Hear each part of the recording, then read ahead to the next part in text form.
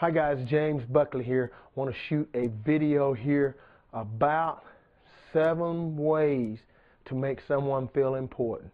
If you're prospecting, whether it's by phone or if you're talking to somebody specifically face-to-face or elevator pitch or whatever, there are 7 keys that you need to know in order to make them feel important.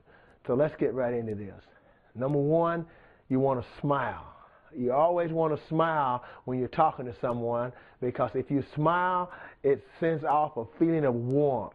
And have you ever been somewhere where you walked into a building or walked into a place, and as soon as you've seen someone, you smiled at them, and when you smile, they smile back? So that is very important, to smile. Even if you're on a telephone, nonverbal communication is about 80%. You get that? 80% of communication is nonverbal. So if you're on the telephone and you're smiling, it sends off a connection that will be unprecedented if you are smiling, because they can feel the connection with your smiling, other than if you're not. And number 2 is listening.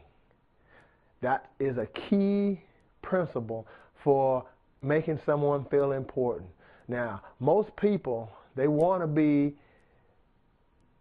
feel important, and the only way you can make them feel important is if you listen to them. If someone is talking, you definitely want to make eye contact with them, and you want to look at them, and you want to listen very closely. Not just listening with your ears, but listening with your spirit, listening deep to find out or to hear things that they're really not saying, but they're saying. You get that? And number 3 is to give sincere compliments. Now, if you're questioning someone, you're talking to someone, you always want to ask questions and get them to talking. You want to do what we call a form, FORM. And you want to talk about their friends, their family, their occupation, their recreation that they may like, and then give your message. And in that, you want to, if you're asking them questions and they say, oh, I work at so-and-so plant, corporation, XYZ, and you say, oh, how long you been there? And they say, oh, I've been there 15 years. So you want to give a sincere compliment. Oh, you must be very dedicated to have been there 15 years and still there. Whatnot things. That's essential. Number 3. And number 4 is the number 1 thing that sounds to a prospect's ear. The best thing that they can hear is their name. So you want to use their name frequently. You want to say, Johnny, this is James calling you back because you requested some information about working from home.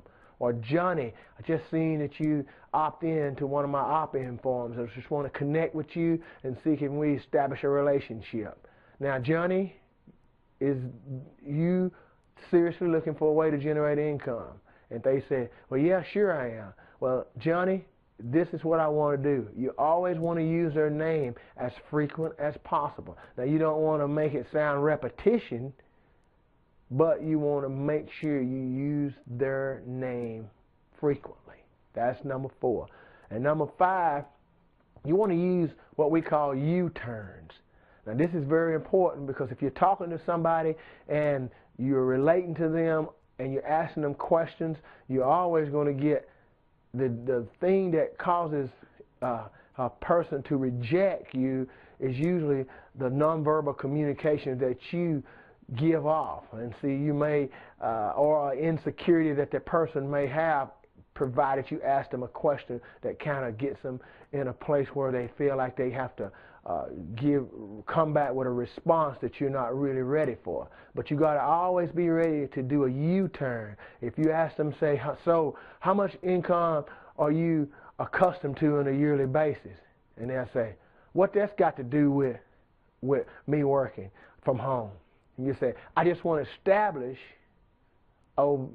what your used to making, where I can kind of come up with where the level of desired income that you want.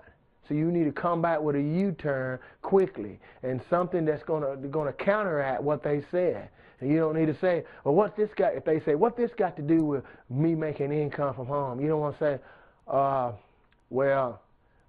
if you ever or something of that nature, you'll lose the prospect. So you want to come back with U-turns. Definitely want to be able to come back with a U-turn that will suffice their comment, okay? So that was number 5. Number 6 is acknowledge people waiting for you.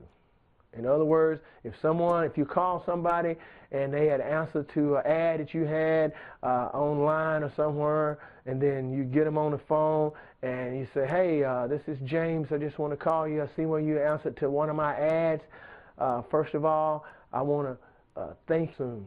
You know, you want to acknowledge that they're waiting for you, and always let them know that, hey, I've been busy. I've been kind of catching up on some emails, or trying to catch up on some customer relations. I'm sorry I didn't get back with you in time.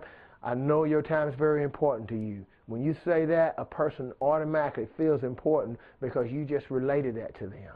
So definitely in number 6, you want to make sure that you acknowledge people's time, acknowledge people's waiting for you. And last but not least, you want to give honest praise and recognition. You get that? Honest praise and recognition.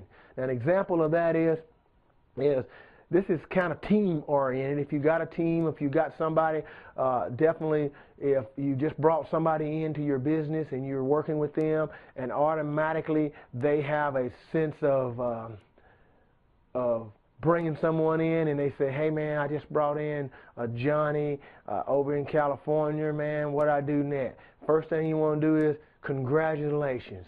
Man, you done well. Praise and recognition. And if you got someone that's working the business and you've been working with them and they done great, you want to definitely in front of other people say, hey, I got a little reward I want to acknowledge. As you're doing a webinar or something, on your webinar you said, first of all, I see that Anthony is on the line here by his icon there on the webinar. I want to just first shout out to Anthony for a job well done. And when you do that in front of your team, if you got 50, 60, if you got 10 people on the webinar, it actually gives Anthony an opportunity to see that you acknowledged him and you gave him open praise and recognition.